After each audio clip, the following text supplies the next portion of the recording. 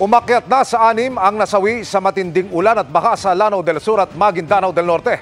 Binaha rin sa Metro Manila kaya may mga stranded. Nakatutok si Joseph Morong. Bunsod ng malakas na ulan, nagmistulang ilog ang ilang lugar sa bayan ng Tantangan sa South Cotabato. Lubog na yung bahay. Grabing ulan. Grabing baha dito. Iniangat na ng ilang residente ang kanilang mga gamit dahil sa tubig na pumasok na sa kanilang bahay. Sa ilang lugar sa barangay poblasyon, abot na hanggang hita ang tubig. Mataas pa ni kung mag-ulan pa ni. Dahil din sa baha, wala ng buhay ng matagpuan ang 2 menor de edad sa Balabagan, Lanao del Sur na naiulat na nawawala. Bukod pa ito sa naon na nahanap na labit sa bayan ng Kapatagan. Ngayong oras po na ito nalaman namin na na-retrieve na o na-recover na yung bangkay. Ayon sa Lanao del Sur PDRMO, aabot sa mahigit 3,000 pamilya mula sa 4 na bayan ang naapektuhan ng baha.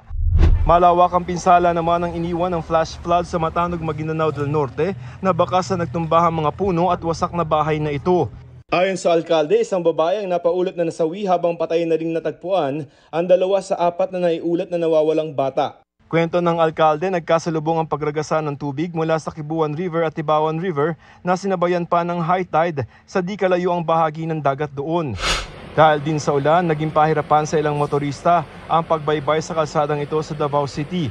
Hindi lamang sa timog na bahagi ng bansa naranasan ng matinding ulan, kundi pati sa Ilocos Norte gaya sa bayan ng Sarat.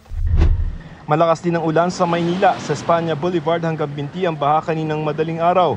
Stranded ang ilang motorista. Bumaha rin sa kanto ng Abad Santos at Solis sa Tondo, Maynila. Halos walang makadaang sasakyan kaya naglakad na lamang ang iba. Ayon sa Pag-asa, Intertropical Convergence Zone na nagpaulan sa Mindanao. Localized thunderstorms naman ang naranasan sa Metro Manila.